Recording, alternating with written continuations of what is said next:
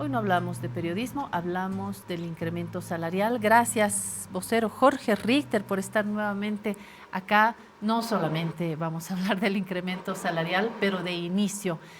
La COP, Central Obrera Boliviana, y el gobierno del Movimiento al Socialismo en general andan de luna de miel. Por eso hoy, sí, es verdad, el presidente Luis Arce ha destacado la madurez de la dirigencia de la Central Obrera Boliviana y Juan Carlos Huarache afirmó que la crisis obliga un incremento razonable. ¿Qué dirán los empresarios? Comencemos primero dándole la bienvenida y pidiéndole que nos explique cómo se va a diferenciar el sector salud, el sector educación del resto de los sectores, y luego hablamos de lo público y lo privado. Bienvenido, Jorge. ¿Cómo estás, Claudia? Siempre es un gusto llegar con las justas esta vez de tiempo, muy apretado, pero siempre bueno poder conversar lo que pasa en el país, Como en más el aún fútbol, acá en el último minuto se como mete el gol. Tigre ayer, ¿no? Pero siempre es bueno conversar, más aún te decía acá en los estudios de La Razón.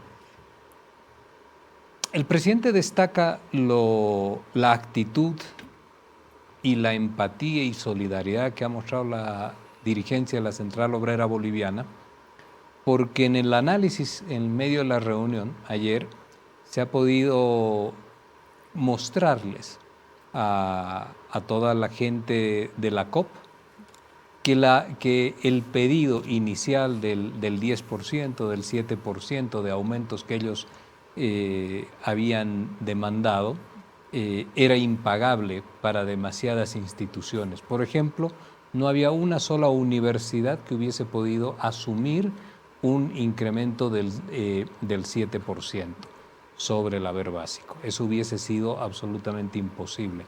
Y una gran mayoría también de los municipios en el país no lo hubiesen podido absorber, no hubiesen podido pagarlo. Entonces, no ha existido la rigidez, el ultimátum, la mala voluntad de no querer llevar adelante una cifra de consensos. Por eso el presidente destacaba aquello. Y así como los trabajadores también, así como los trabajadores lo han hecho, pues Claudia, sería verdaderamente importante que los sectores empresariales que ya hablaron a través del presidente de la CAINCO hace unos días atrás, de la importancia de la redistribución del ingreso. Sería entonces, en esa misma línea, sobre esas palabras, importante que ellos puedan también mostrar esta misma solidaridad, empatía, acompañamiento, colaboración que han expresado los trabajadores. Vocero, ese condicional de sería, habría, diría, se puede traducir, yo creo, al modo puede, fue, en la medida en que el gobierno tienda mayores y mejores puentes con la empresa privada, pasar del condicional al indicativo. Pero el día lunes pasado hubo un diálogo, Claudia. Hubo un diálogo donde los empresarios no abordaron el tema del incremento salarial, sino que fue una evaluación de la situación de la economía del Estado, una mirada y una perspectiva de cuál es la situación que están viviendo hoy en día nuestras empresas. El ministro de Economía ha señalado cómo está el país y el proceso de reconstrucción económica, y se ha establecido una lógica y una dinámica de acompañamientos hacia adelante.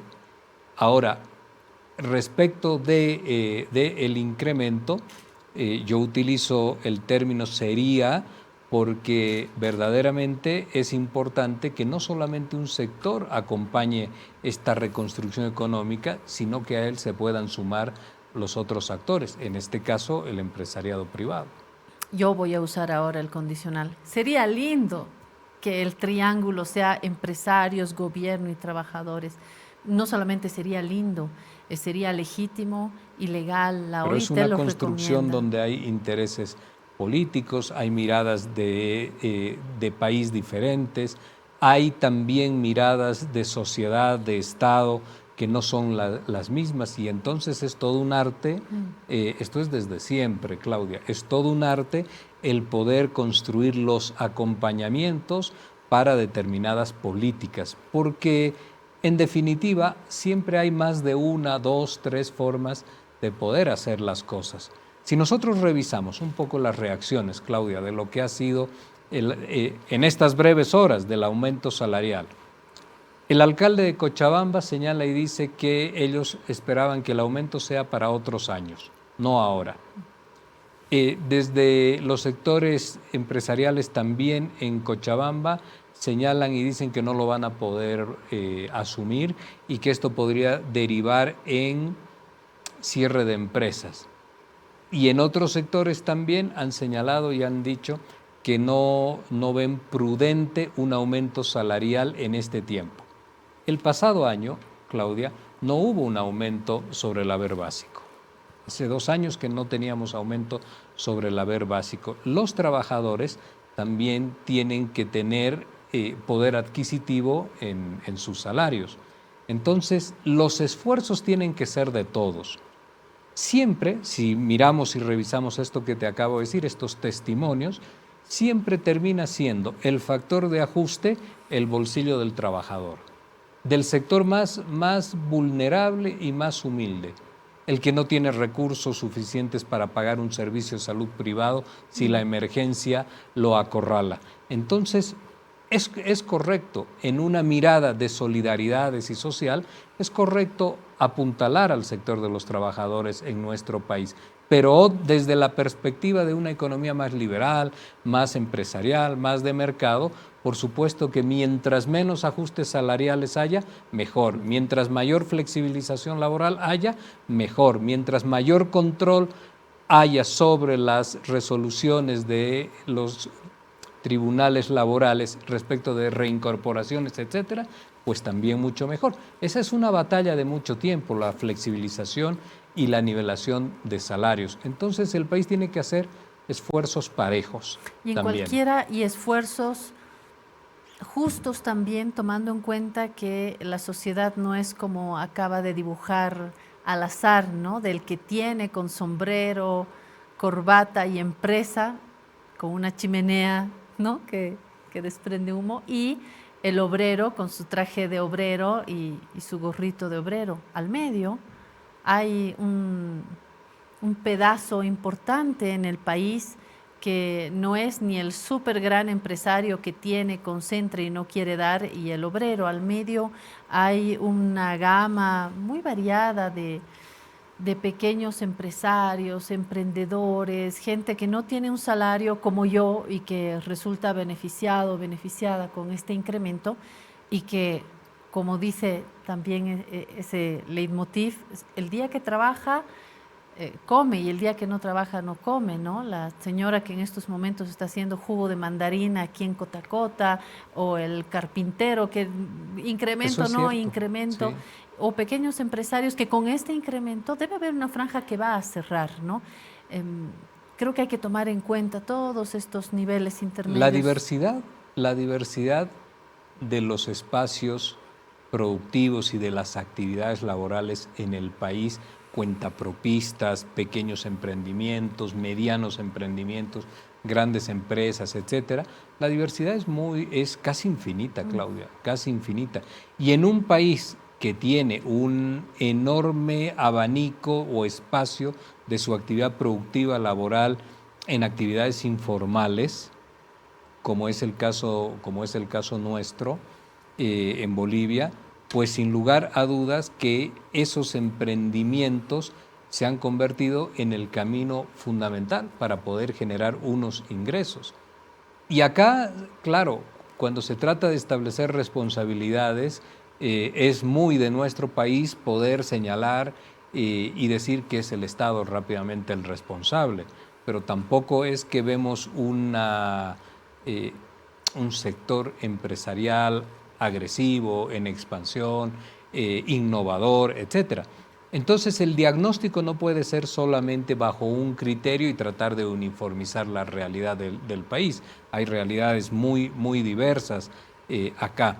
Sin embargo, es importante que tengamos criterios en lo que hace a todo el sector asalariado de nuestro país, tengamos un criterio de mejoramiento de su poder adquisitivo, pero también de redistribución de los ingresos.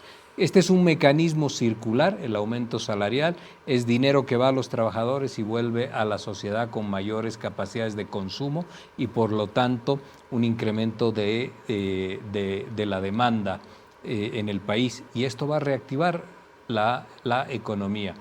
Pero es correcto, Claudia, siempre reflexionar sobre cómo buscar mejores condiciones de vida para las ciudadanas y los ciudadanos bolivianos, asalariados en este caso, y no solamente convertirlos en la variable de ajuste. Lo que sucede, y uno por eso lo expresa a veces hasta con angustia, Claudia, es que siempre el más humilde termina siendo quien debe ajustar el cinturón. Y ese es un inconveniente. Durante la pandemia, el que más ha sufrido son los sectores humildes. Este tipo de economía, finalmente, a quienes han estado encerrados, los ha condenado al no trabajo y al tener que agotar todos sus ahorros y esperar que la vida y que el destino sea benigno con ellos para no terminar en un hospital privado con una terapia intensiva que te endeuda de por vida. Entonces, todo este conjunto, perdón Claudia, todo este conjunto de elementos se refleja en este incremento salarial. Por eso, lo que tú preguntabas al principio, la prioridad ha estado, el esfuerzo mayor está sobre salud y sobre educación, los dos sectores terriblemente golpeados por la pandemia. Hablemos de terapia intensiva, de salud, de educación. La educación también está en terapia intensiva desde la pandemia y desde que el ministro entonces de Educación, Víctor Hugo Cárdenas, clausuró el año, lo que nos pareció. Hemos salido de la terapia intensiva. Nos dejaron en terapia intensiva en términos de educación, en estado de coma en términos de atención y de lucha contra el COVID, en estado de coma en términos de la situación económica del país y en estado de coma, ya no sé si decirte irreversible, en términos de la crisis política que generaron en ese momento. Ahora tenemos hechos atendidos, pero no puedes irresponsablemente dejar de lado algunos temas, como por decir, dar espacio a un alza salarial no responsable, no medida en función de las capacidades del Estado, pero tienes que colaborar a todos quienes te están demandando. La salud, la educación, los trabajadores también.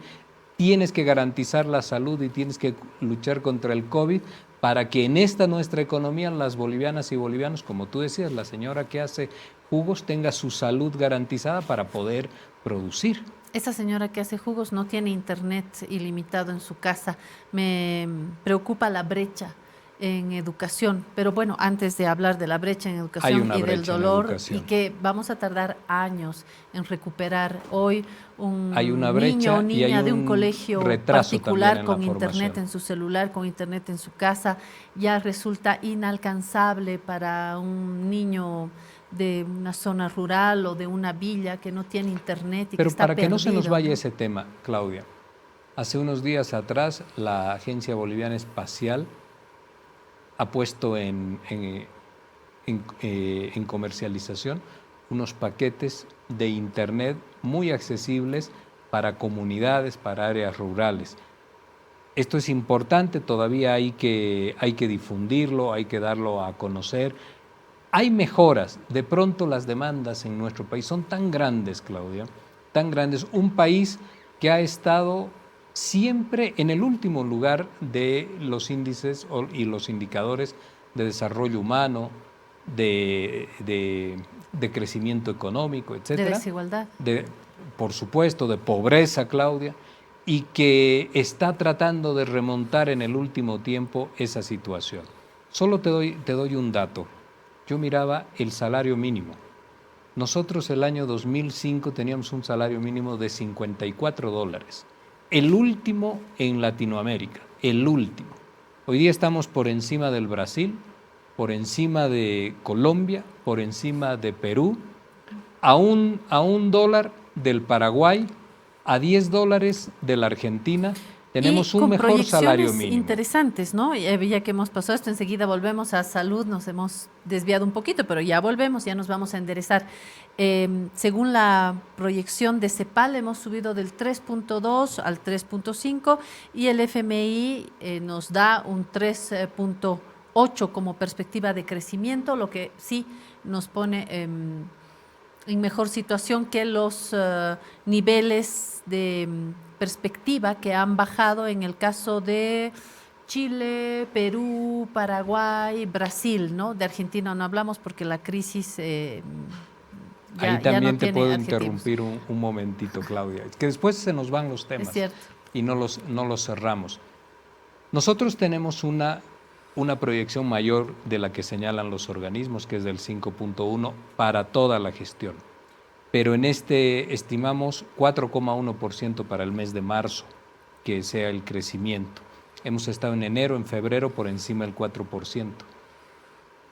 Y si miramos en términos de inflación, la Argentina tiene para el mes de marzo 16%, y a partir de ahí el Uruguay, Chile, Brasil, Perú, Colombia, México, etcétera. Todos, absolutamente todos, con un crecimiento mayor de su inflación, o sea, con un brote inflacionario en la región, comparativamente entre marzo 2021 y marzo 2022. El único país que tuvo en marzo del 2021 0,5% y en marzo del 2022 0,4% es Bolivia.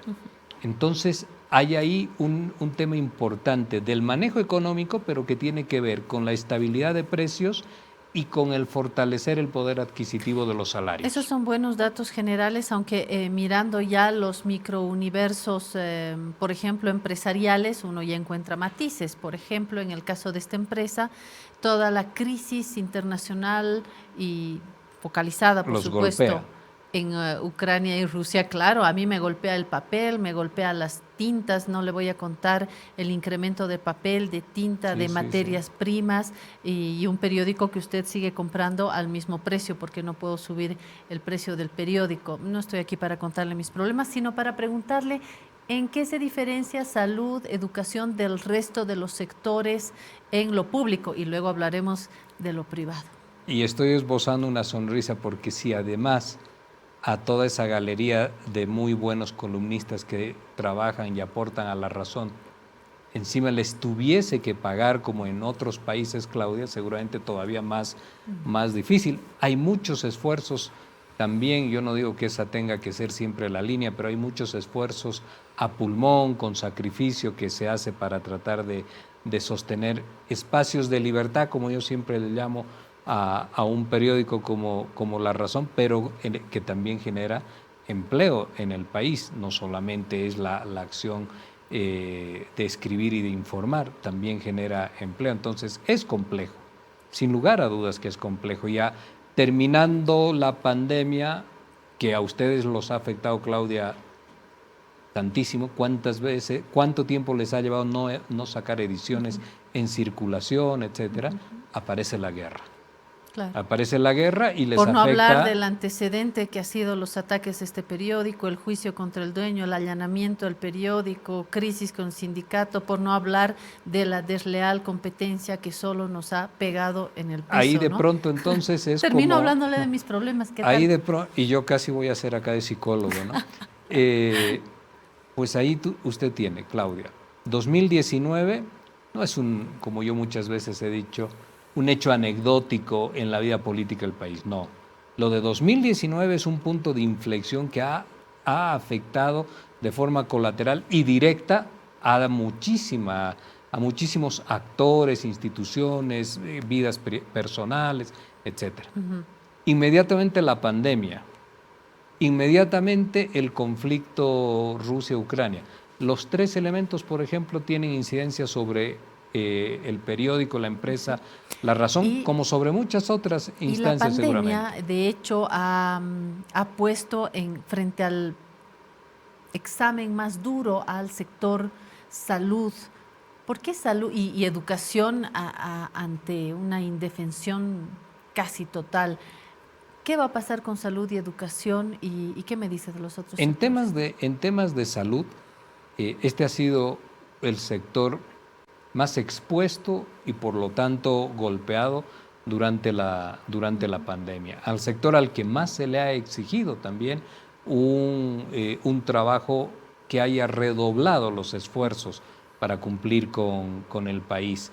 Y seguramente todavía sería importante que los incrementos salariales los compensaran mejor de lo que se está haciendo, pero esta es la capacidad del Estado.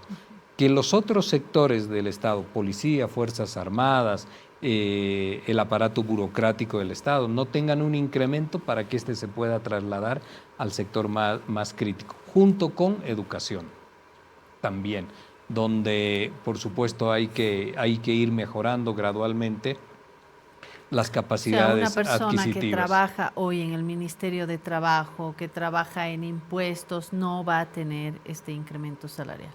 O que es vocero del presidente. ¿Qué pasa no van a tener incremento. ¿Qué pasa con el sector privado? El sector privado tiene ahora una referencia y un piso mínimo para sus incrementos, para el diálogo y la negociación salarial con los sindicatos. Esto es, un piso del 3% sobre el haber básico. A partir de ahí se negocia, pues si la empresa tiene mayor capacidad puede negociar un incremento todavía mayor, pero hacia arriba. ¿Y la negociación hacia abajo? Es del 3%. O sea, no hay. Es del 3%. Pero en el Eso sector, ha quedado establecido. Pero entonces el sector estatal, digamos que la tiene más fácil porque tiene el incremento para salud, para educación, pero no para el resto. Y en el sector privado... Pero en salud y en educación, Claudia, usted tiene los mayores volúmenes salariales. No digo en cantidad de salario, sino de personas asalariadas. Pero en los otros sectores no hay incremento. En los otros sectores hay una política de austeridad. Pero esa política de austeridad no se refleja en la empresa privada, porque estamos obligados a tener un incremento del 3%. Las capacidades de empleo son distintas y las necesidades que se tienen en temas de salud y de educación son muy críticas en cuanto a requerimiento de aumento salarial por lo que ha pasado. Por lo que han pasado médicos, profesionales de la salud, etcétera, lo propio en la educación. Entonces, ahí va el esfuerzo. Se puede hacer. Una solidaridad y una empatía de un sector para que el otro tenga un volumen mayor de incremento. Sí, a mí me encantaría esa solidaridad y empatía en la empresa privada, porque una cosa es la banca y otra cosa es un periódico o una fábrica textil, ¿no es cierto? Otra cosa es un supermercado.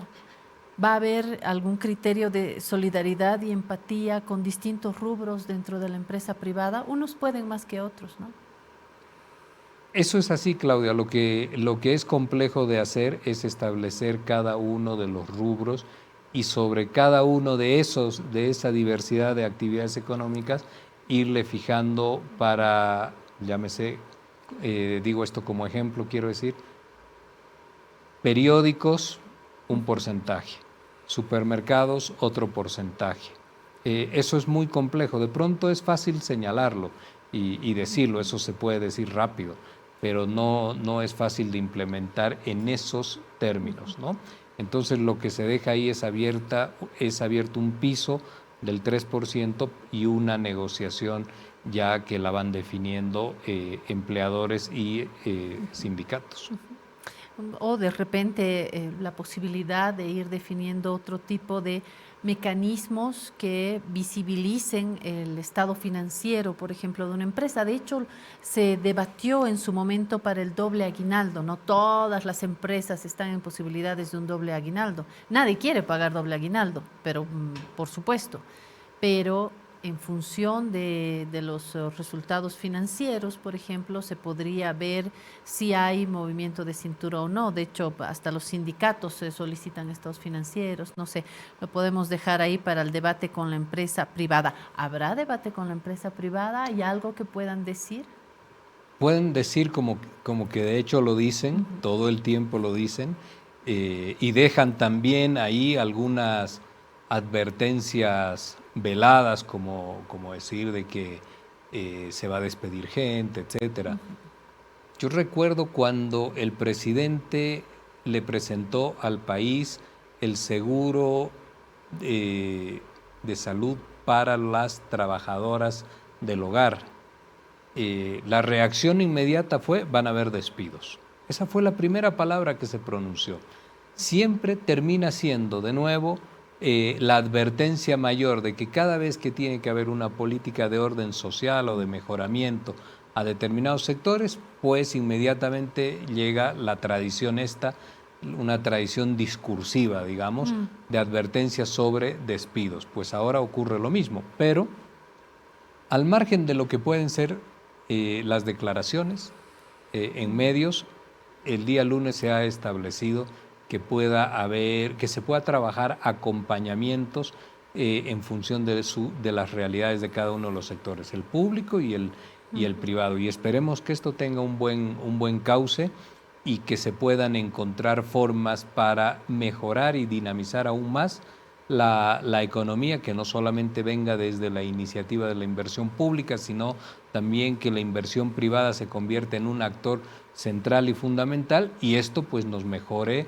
la cantidad de empleos, el nivel salarial, etcétera. Esto es importante, pero también tiene que haber un sector empresarial que apueste de manera decidida, no solamente esperar que el Estado tome unas iniciativas. El ministro de Economía, Marcelo Montenegro, ha sido más enfático. Ha dicho que los grandes empresarios echan el grito al cielo cuando se trata de mejorar los salarios, pero para parar la producción por fines políticos parece que hay billetera, ¿no? Sí, el ministro Marcelo Montenegro ha sido muy explícito y categórico en esto. Y pasa lo siguiente con ello, Claudia, que de pronto vemos en el país que en noviembre del pasado año, yo hice una declaración en ese sentido, que el gobierno había detectado por dónde caminaban y se movían los financiamientos de los paros cívicos, sobre todo en Santa Cruz.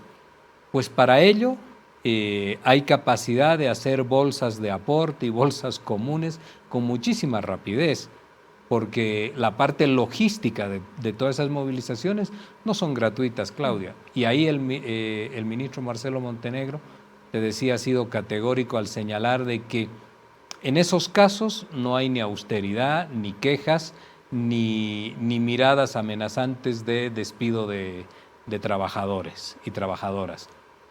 Pero cuando tiene que haber, nuevamente vamos a una mejora de la condición de vida de los dependientes de una empresa, esto siempre salta como la primera variable de ajuste.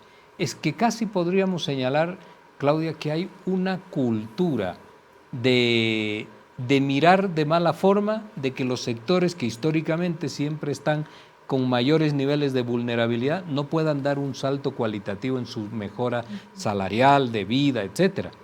Pareciera que esto es algo estructural y cultural de un sector empresarial en nuestro país. Entonces se manifiesta en cada uno de estos eventos. Pero, Claudia, habría que rescatar básicamente algo. El país ha iniciado un proceso de reconstrucción económica, de reactivación, y esto necesariamente tiene que ser cuidado. Lo que se ha logrado tiene que ser cuidado.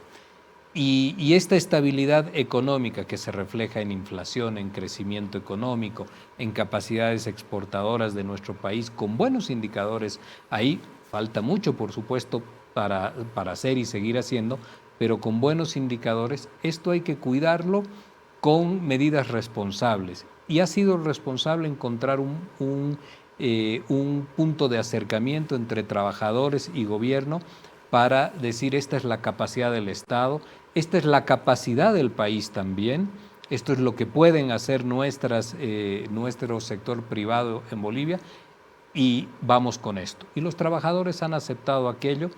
Por eso al principio te decía, es bueno también compartir las solidaridades entre todos. La etapa del crecimiento y de la reconstrucción de la economía puede llevar siempre, como un proceso, unos años, pero puede ser devastada de forma casi inmediata, Claudia, de forma casi inmediata. Y eso sí necesariamente hay que cuidar. Tengo 2 minutos. No me aguanto preguntarle por el caso Amalia Pando y el hijo del presidente Luis Arce y el documento que salió a la luz hace pocos días del Tribunal Nacional de Ética Periodística, donde se establece que la periodista ha violado principios periodísticos. Hemos presentado acá la lista. La respuesta de la periodista Amalia Pando ha sido inmediata, vuelve a desafiar al hijo de Luis Arce en un documento que ha circulado también ampliamente.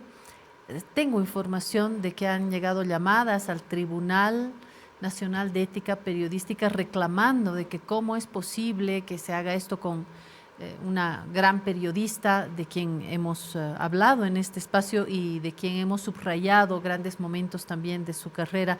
Pero acá de pronto hay un documento, responde Amalia Pando. ¿Qué pasa después de esto? ¿Cuál es su percepción? Es el reflejo de lo que vive el país. En 2 ejemplos lo manifiesto. Cuando el señor Arturo Murillo era el ministro en el oscuro periodo de la señora Áñez, ministro de Gobierno, la Asamblea Legislativa aprobó una ley y yo recuerdo que el señor Murillo dijo claramente ante los medios, pueden aprobar lo que quieran, nosotros no vamos a cumplir eso. Una desobediencia crónica a la norma y a la ley, número 1. Número 2, yo no voy a juzgar a la señora Amalia Pando, pero claramente el Tribunal de Ética de la Prensa ha señalado que ella ha incurrido en mala práctica periodística. Ha distorsionado, ha difamado, ha perdido la objetividad, etc. Entonces, ahí hay una voz del Tribunal de Ética. Pero como a un conjunto de actores políticos, mediáticos en el país no les satisface aquello, entonces las solidaridades buscan empañar lo que significa una decisión del Tribunal de Ética. No se celebra, sino que se condena lo que ha dicho el Tribunal de Ética. Pero si hubiese sido en contrario, entonces se hizo justicia con el periodista que denunció o que dio una palabra en un determinado sentido. Todo depende cómo hoy día se quieran presentar los hechos, pero en la realidad el Tribunal de Ética condena esta forma abusiva de ejercicio del periodismo de parte de la señora Amalia Pando y la respuesta es una bravuconada. Y hay gente que respalda la bravuconada. Y el último ejemplo, Claudia, para después decir lo que pienso sobre el tema de la señora Amalia Pando. Hace unos días la señora Áñez se ha visto beneficiada por una sentencia, por un fallo que la favorece en el tema de la empresa boliviana de alimentos. Y ahí nadie, absolutamente nadie, Claudia, ha dicho que esa es una justicia instrumentalizada desde el gobierno, que le pertenece al gobierno, que a simple llamada telefónica los fallos se realizan y se diseñan. Ahí nadie ha dicho nada. La presentación de esa noticia ha sido como que se hizo justicia. Si el fallo fuese inverso, entonces inmediatamente el arsenal mediático empresarial señala y dice que hay manipulación de la justicia, lo cual distorsiona las realidades. Y esto es lo que está ocurriendo en el país. Cada cual hace lo que quiere y presenta los hechos como más le place. Ocurre lo mismo con la señora Amalia Pando. Ha hecho un uso abusivo del ejercicio periodístico para denigrar a una persona. Se lo dice el Tribunal de Ética, no se lo dice nadie más, se lo dice el Tribunal de Ética y la respuesta es una bravuconada y un conjunto de solidaridades de quienes están en esa línea política, ideológica y opositora a todo un proceso político también en el país y por lo tanto se trata de invalidar y de desvirtuar lo que ha hecho el Tribunal.